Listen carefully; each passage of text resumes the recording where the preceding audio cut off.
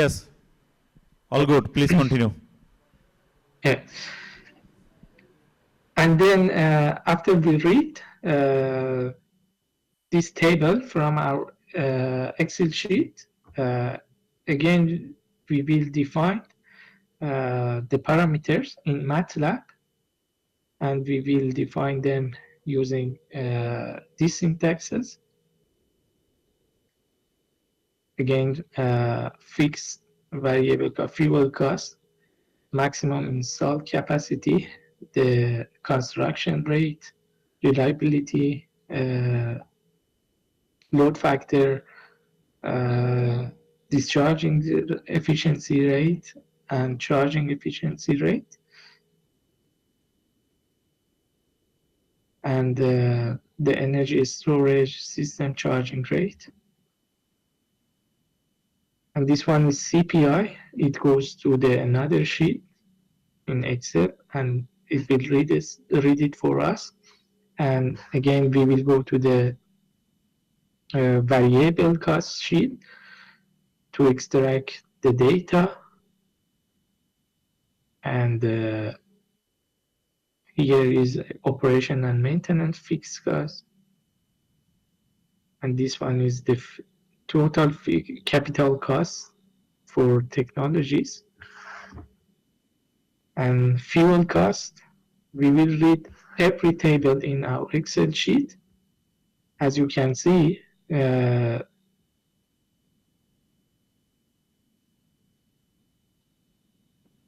have considered the CPI in our capital cost because we want to multiply it by the size of technologies. Maximum installed capacity, maximum build rate. It is again another sheet in Excel. Reliability factor, capacity factor, load factor, and the demand data and renewable energy sources parameters, solar pattern, wind pattern, as you can see. And here we have defined a list for our energy storage systems. We put these numbers in the array that we have defined, 3 and 6. 3 is the index for battery energy storage systems, and 6 is the index for pumped hydro storage. Here you can see 3 and 6. Sorry. 3 and 6, pumped hydro and battery.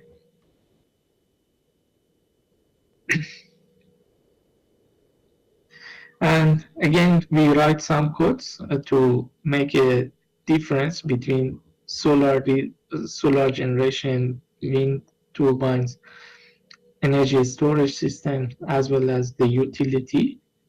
We want to define them another index, and we are defining dispatchable list or firm list, as well as the variable renewable energy sources list,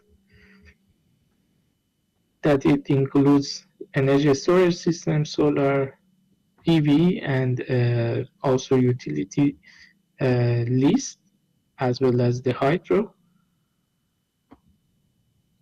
And here we extract and define our tariff data, feed-in tariff data, as well as the consumption tariff data.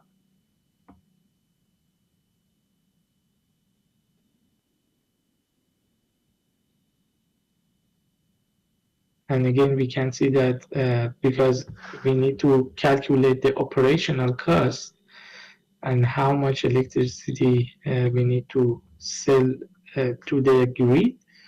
Again, we need to use CPI. You only need to go to the formulation of how we need to minimize the planning costs. So in this function, we have read and define all input parameters, and then we return them, return all the input parameters, put it into output, and return it to the input here. And the scenario is scenario number 1 in the load. Here, we have considered this scenario. It is a base load. In that project, we have two different scenarios, base load and high demand. Which one? This one is scenario 1, another one was scenario 2. However, we have models, other scenarios as well to show in a better way that how our result can be affected by uncertainty of demand.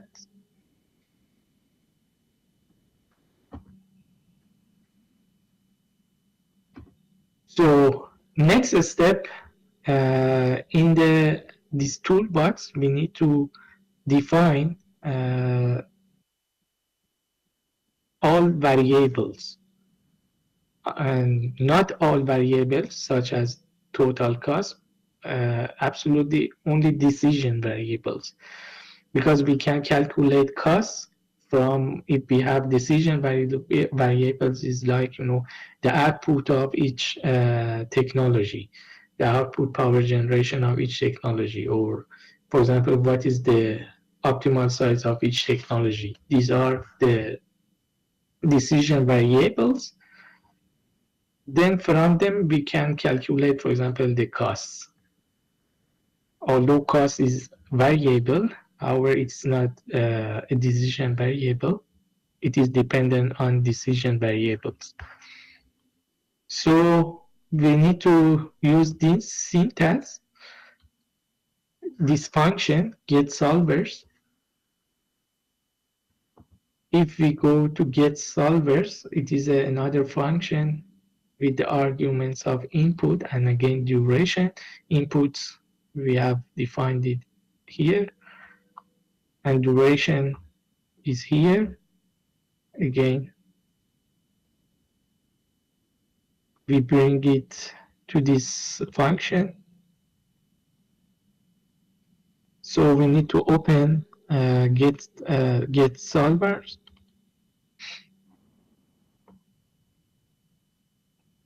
This is the function that we have defined.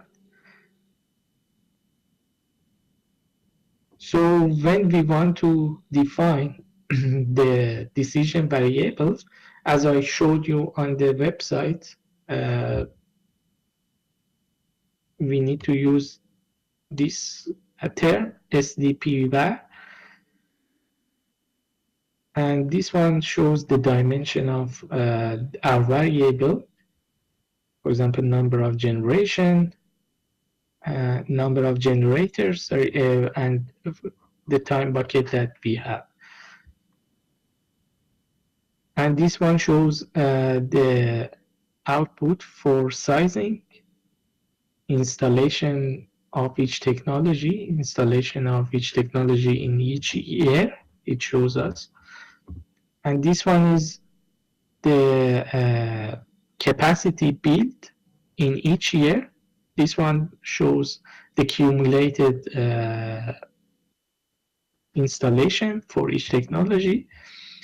And here we have the charging and discharging for our energy storage system. We have used ESS list that incorporates both battery and pumped hydro. And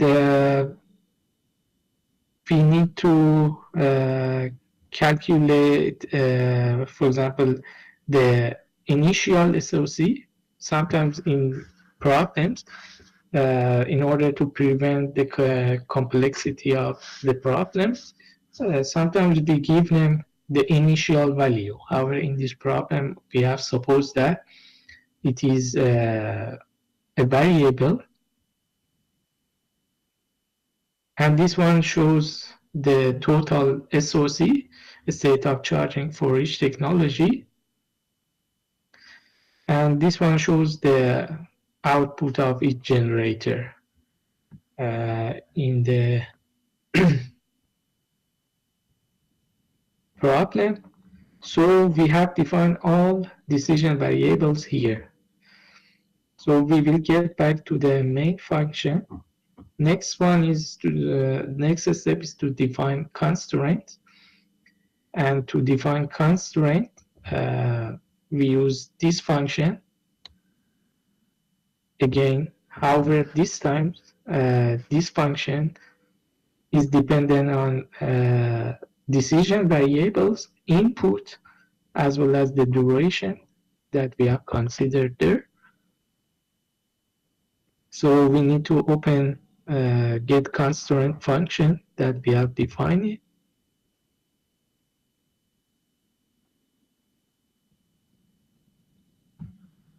So we will define it using this syntax, constraint, and for construction, for example, all the constraints that we have, we need to model them in our problem. For example, the maximum limitation of building technologies, we need to consider this constraint. For example, the maximum build capacity, build rate, it should be less than equal to, for example, that input parameter that we have assumed already. And here we have operational constraint and modeling for different technologies, solar, wind, and other technologies.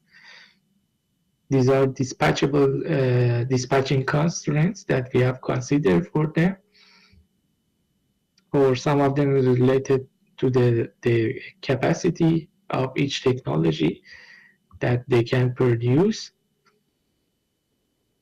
Or we have considered the ramp-up rate for dispatchable technologies that we have considered. And here we have model energy storage system constraint, initial SOC, which should be between the minimum SOC that we have considered 0, as well as the maximum capacity that we have modeled it in this problem. And this one calculate the whole SOC, charging and discharging, we need to add them, which are multiplied by efficiency as well. Here you can see each SOC is equal to initial SOC minus the discharging rate minus charging rate, as well as the discharge plus discharging rate to calculate the SOC and model it for us.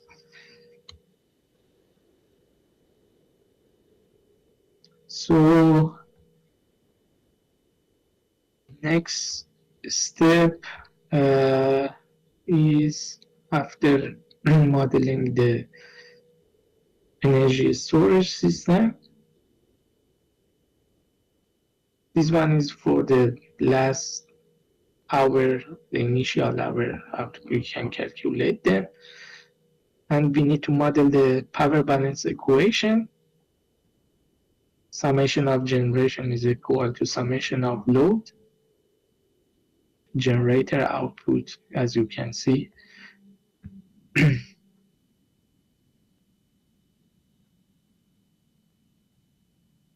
is equal to our load, input demand.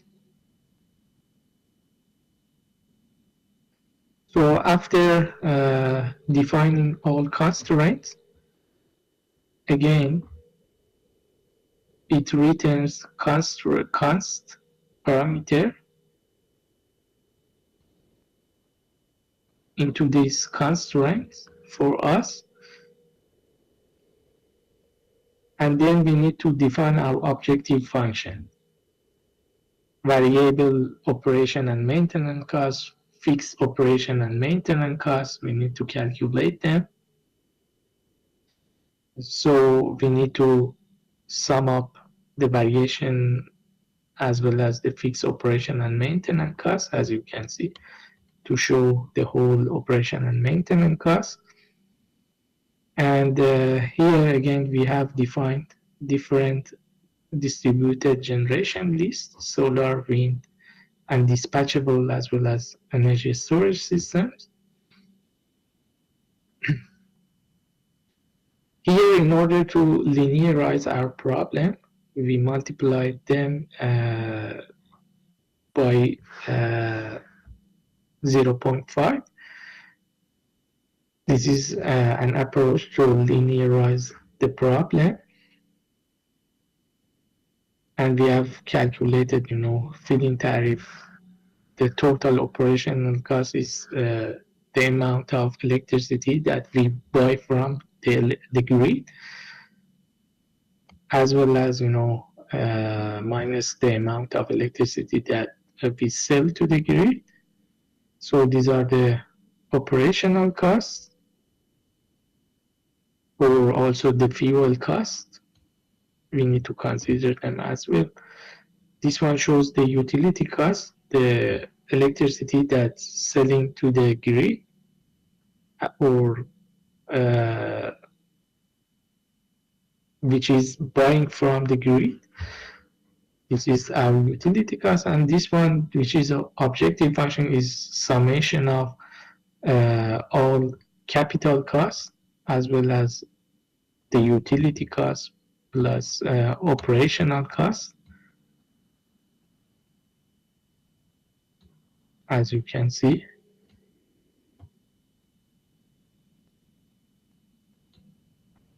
We have considered all of them. And next step is to define the settings for our optimization problems. At this stage, I disable these lines because you don't have Cplex installed in your PC. We would like to use this solver instead of Cplex. If you don't write this syntax line, Abbas, that is, yes, sorry, I mean just finish maybe within 5-6 minutes, okay? sure, sure. So it is all done. It shows how we can choose the settings for the solver. And then this syntax is important, optimize. It is a built-in function in this toolbox. And we need to write constraints that we have defined, constraints, and objective, and the settings that we have defined, option that we have defined for the solver. And this code shows us we did some analysis after solving the problem. So until this line, it will solve the problem for us. However, after that, maybe you need to do some more analysis or export your results to the Excel. So I need to run it. You can also run it on your system.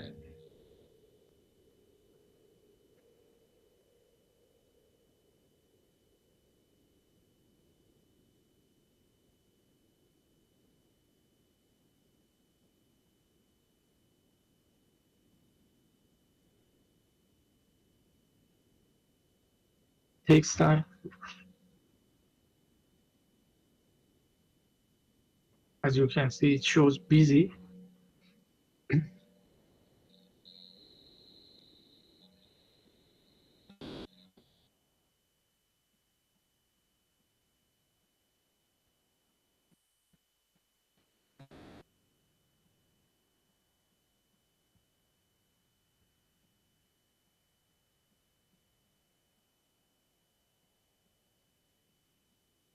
So now it has been solved. As you can see, we can see different outputs here. You need to go to the info. You can see successfully solved. So it is feasible, and then we can calculate other parameters that we need, such as, for example, levelized cost of energy or utility cost. Or, for example, here we can see the objective is negative because it's it took some it was the beneficial for the utility because it was selling electricity to the grid. That is why it is minus.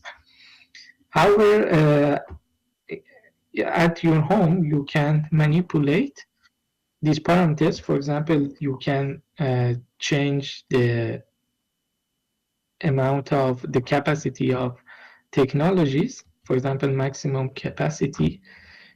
For example, for mini hydro, you need to suppose it is the maximum sizing limitation that you have is 400. So you need to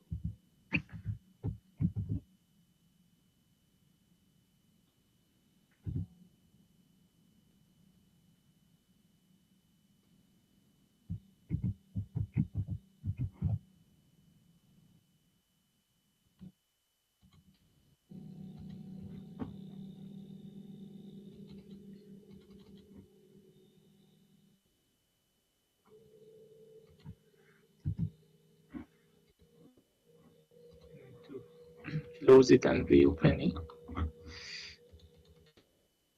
which doesn't work. However, you need to change this number. For example, set the value of 400 and copy and paste all the columns for all years. Then run your program and compare your results to, for example, what will happen to the levelized cost of energy. And this one, we have also developed a tool for this microgrid.